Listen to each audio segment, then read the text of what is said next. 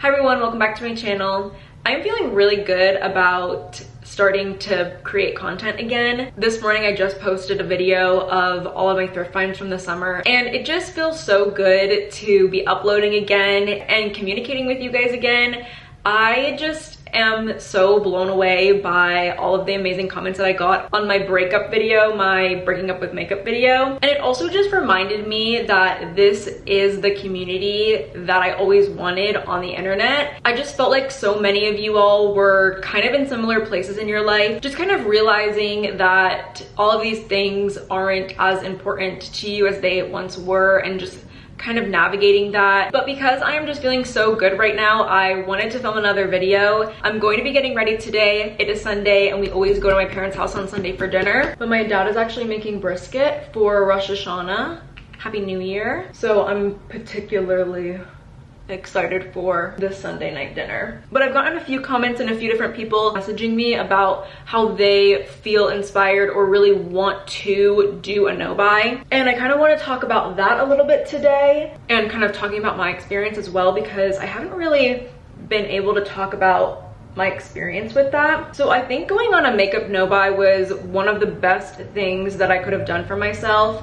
And I'm really proud of myself that I've stuck to it this long as well. There have definitely been times in my life where I've known that I really should go on a no-buy, and I've tried to in the past, but not really made a big commitment. I think it definitely was timing for me though, because I had already been kind of in this weird place with makeup and with the beauty community, and I kind of almost felt like my no-buy was a way out. And in a lot of ways it was. I feel like my no-buy totally changed my perspective on beauty and makeup and consumerism. So in a lot of ways I was really ready to do a no-buy, which I definitely think puts me in a better place of succeeding with the no-buy. Hey. Okay, what do you think about this dress? No, hate it. Like, you hate it? I actually hate it. You need to put it back. I just got a pair of thigh-high black boots. Okay, you hate it. No, I hate it. It would be one thing if the flowers weren't symmetrical, but I absolutely hate that the flowers are symmetrical. Okay, bye, love you. Love you, bye.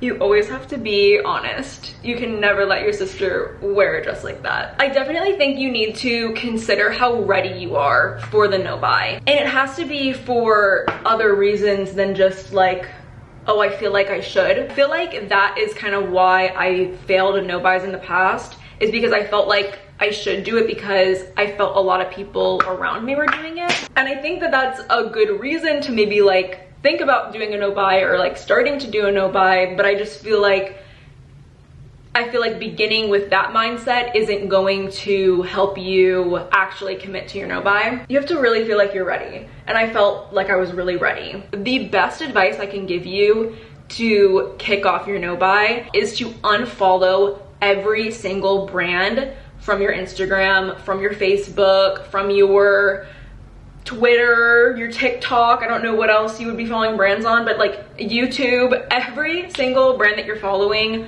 on social media platforms, you need to unfollow them. Also, unfollow any like beauty creators that you feel like kind of push product really heavily. Those creators who are really just there to sell you something, and you get that vibe from them and you know that they do that, but you know, for some reason you're still subscribed to them, whatever. Unfollow them. Unfollow anybody who you just feel like is going to be a bad influence on you and your commitment to doing the no-buy. But seriously, not seeing product and new product in my face all the time really helped. And I didn't unfollow as many beauty creators, so I was seeing still beauty related content on my social media. I just wasn't really interacting with it as much as I once would, which began to feel really natural. But also, you just have to really get it in your head that the brands are not your friends. It's just honestly kind of a strange relationship to be following a brand on Instagram when that kind of should be a place where you're keeping up with people and friends. I feel like a lot of brands' goals are to kind of come off as a person and for you to feel really connected to them. And obviously like that is what they want. But just know that that connection is not real. It's not a real connection. And you don't owe these brands, and you don't even owe content creators, you know, your time. You don't owe them anything. Another good tip would be to unsubscribe to any email marketing that you would be getting. Email marketing is a brand's #1 way of getting you to buy something. Email marketing is like the most effective form of marketing, and if you are unsubscribing to these brands' emails, you're just taking away so much of their power. So unsubscribe to those emails. I swear that also makes such a difference. I think going in with the intention of saving money is another good motivator, but I think that that just also can't be your only motivator. I don't know how much money I've actually saved from not buying makeup, but I do know that I am making less money than I was before. So I guess if I was still buying makeup, I probably would have like no money. Saving money is definitely a really great motivator, but I just don't think it can be your only motivator for going on your no-buy. You really have to want to go on your no-buy and commit to doing it. You also really need to be careful about not going on a no-buy and just spending your money on a different thing. I've seen a lot of people who go on a makeup no-buy, but then they end up spending a lot of money on skincare or a lot of money on hair care.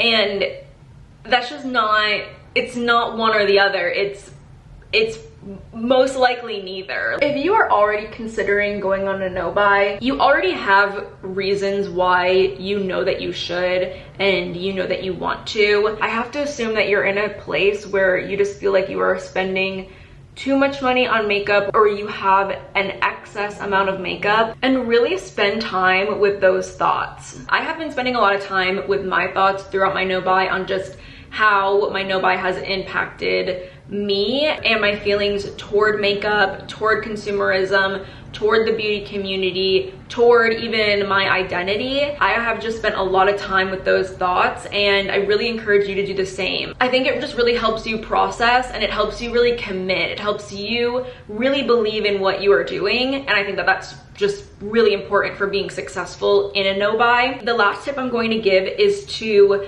set a no-buy length, but make sure you know that after that time is up, your relationship with makeup and your relationship with purchasing makeup is going to be changed for the better. Don't go into it thinking that it's going to be like something that you're gonna try out, like you're just gonna try not to spend money on makeup to save money or whatever. Like that's why having the intention of only to save money is not going to work. You need to go into this no-buy knowing that when you come out of it and when you are successful with this no-buy, that it is going to change your relationship with purchasing makeup products. And it's probably going to change your relationship with purchasing like anything. It's just going to really make you a more intentional shopper, a more intentional consumer. And that's why too, you have to be ready for that change and for that commitment. I got a fabulous comment on that last video where someone had been talking about their experience with kind of fast fashion and fast makeup and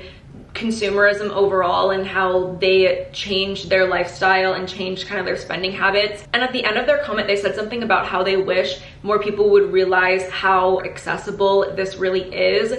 And I loved that they said that. It's almost like we are made to believe that these changes and these lifestyle changes are difficult, and we're made to believe that our actions around those issues and those things don't matter, but they really do, even if it just matters to yourself. But it's really not mattering just to yourself. It is mattering to the world, to the planet, to the people who make all of these little things that we have all over our home, make all the clothes behind me. Like, it matters. And yeah, we should all just be more considerate of how we spend our money and how we shop. I've been doing a little bit more thinking on how I want my relationship with makeup to be reflected on the internet. I have loved sitting down and doing my makeup on camera well, I mean, talking about makeup essentially, but like the no-buy information could really go with anything. I feel like in the future I could easily do this with things that truly do not have anything to do with beauty, but you know, all of this stuff is still really fresh. I still am drawn to beauty and I'm drawn to makeup, but I'm not sure how I'm comfortable communicating that yet, because I could talk to my friends about makeup products that I love and adore. But the thing is with my friends, it's not really me influencing them to purchase a product because it's gonna benefit me. And I just feel like if I'm going to have these conversations with you, but then turn around and leave an affiliate link underneath of my video, I don't know, it just like really is not sitting right with me. But I'm still thinking there are like beauty related topics and makeup related topics that I would still want to have a conversation on. One, I do feel like it's a little bit too soon, and two, I think I still need to think that over with myself on how I want to approach that. I don't think I want to list and link the products that I'm using in the description. I feel like it just kind of defeats the purpose of what I am trying to do coming back for myself and the community that I've built here. I don't want to be in a position where I'm influencing you to purchase makeup and then benefiting from you purchasing that makeup. That's just not the relationship that I want to have with my audience and my channel anymore. But then I wonder if that's going to be like a difficult decision for me in the future. I feel like I might have to maybe like pick and choose what types of videos I do affiliate links on. I feel kind of undecided about that, but also I want to be honest with how I'm dealing with those ethical issues. Definitely think though, for these types of get ready with me videos, the makeup is just not the focus of the video. It's not what I want to be sitting here talking about. Of course, you know, it's like we're sitting down and hanging out together. If you know, you're seeing me put on something that you're interested in knowing what it is, you can always leave me a comment down below and I'll try to give you an accurate answer. That's always fine, but yeah, I don't think I'm going to be like listing and linking the products, at least on my get ready with me videos. That is just not my intention, especially with these videos. But like I said, I'm still trying to think about the types of beauty related content that I do want to continue making, because I have been thinking a little bit about how in a lot of ways I still do enjoy talking about makeup and having conversations about makeup, but like the makeup and the makeup products, all of the other drama and everything else I don't care for. Did you guys miss these babies? Oh my god, Wilma. Oh, are they not the most precious puppies literally ever? My camera is gonna die, so I don't know how long I'm going to have to give you guys a little Rudy update, but almost a year ago, we adopted Mr. Rudy. Rudy is about 1.5 years, maybe he's like closer to 2 now. You probably are closer to 2 now, Mr. Rudes. But this little Chihuahua little man was found out in like some woods somewhere, and we ended up fostering him for a little bit, but like we knew we were going to adopt him. I think we officially adopted him maybe about like 4 months into us fostering him. But Rudy is blind. He's pretty much fully blind. I think that he can see shadows and stuff, but like he is a blind dog, and he is my sweetie boy, but he's also my Mr. Bad Boy. He does have a lot of accidents. We had to get rid of a rug in the bedroom because it was soiled. Like there was no coming back from whatever he was doing on there. He also is like pretty aggressive. With Wilma, initially, we had a tough time with them. Wilma is very aggressive, so that didn't always work. And there were a couple of times that Rudy did hurt Wilma, which was very upsetting, but because of like the dog hierarchy in this house, Wilma is top dog and he does respect her a little bit more now. Wilma will get upset with Rudy, but Rudy does not get upset back at Wilma, which is great. With our other dog, Molly, they do get into fights sometimes. Molly, I do trust her, but like she is much bigger than Rudy, and Rudy is almost always the one to start the fights, which drives me crazy because he is so small. Like, come on, Rudes. And Rudy just thinks that he is like the biggest, baddest dog on the block. Justin and I take Molly and Rudy on walks, and that is a very new thing for Rudes, but he loves it. He loves going on the walks, but he marks his territory literally like every 5 feet. We were like, oh, Rudy, like good boy pottying outside. And then we saw a TikTok the next day that was like, if your dog does that, it's horrible. And he thinks that he's so dominant, even more dominant than you. And I'm like, Rudes, that's so rude. But yeah, Rudy is great. He's very lucky that he's a cute. I was just saying that Rudy is lucky. He is a cute boy because he's just so bad. Sometimes we do have friends' dogs over who Molly really gets along with. Wilma would rather just like be carried around, so not a big deal. But Rudy will be so mean to them, and it's very upsetting. I understand that Rudy is most likely scared, like he's blind, he's scared. But I feel like we've, you know, created an environment where he feels safe and he like knows his surroundings and he can be really confident. Like he's a very confident little guy. Why he marks his territory literally every 5 feet on a walk. Like he is very confident in himself. But I feel like the characteristics of, you know, him being a Chihuahua and him being, you know, aggressive, it feels like 10 times worse because he's blind, and we're kind of struggling with him. I know a lot of Chihuahuas who are very aggressive with people. He is very like weary of people, but his natural instinct would be more to like bark at them and then run away from them instead of attacking them. But like with a dog or an animal, like even kittens, he's on attack mode. Like he does not give anybody else a chance. And we are very lucky that, you know, for the most part, he does get along with Molly. Like they play a good bit.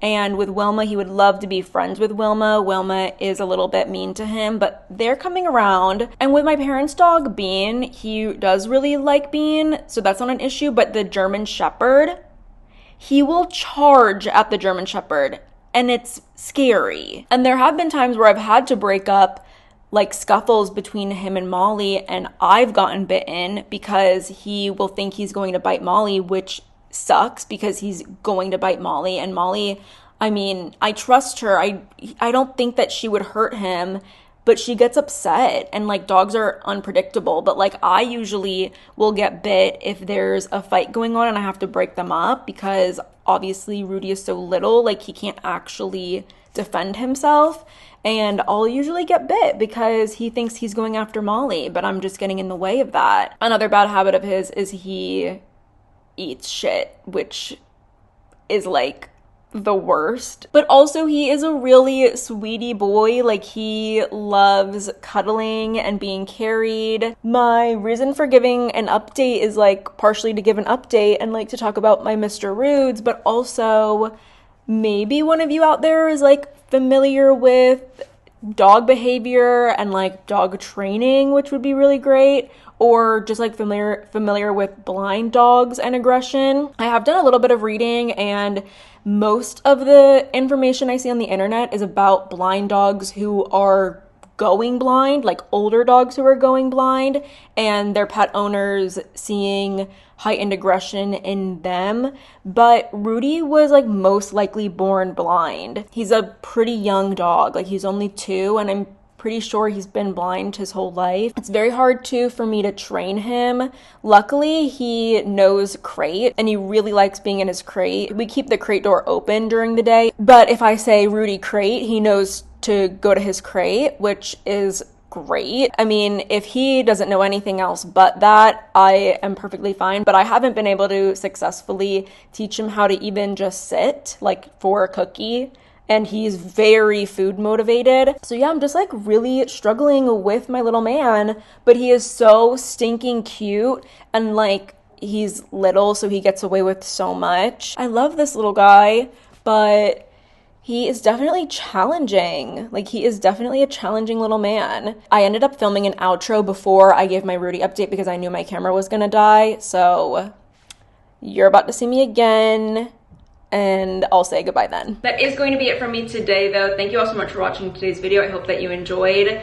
Let me know in the comments down below kind of where you are at with your no buy, if you're going on a no buy, if you're considering a no buy, and let people know any of your tips that you have for going on a no buy. I think everyone can contribute to this conversation. But again, thank you all so much for watching. If you aren't already subscribed, definitely go ahead and do so, and hopefully I will see you next time.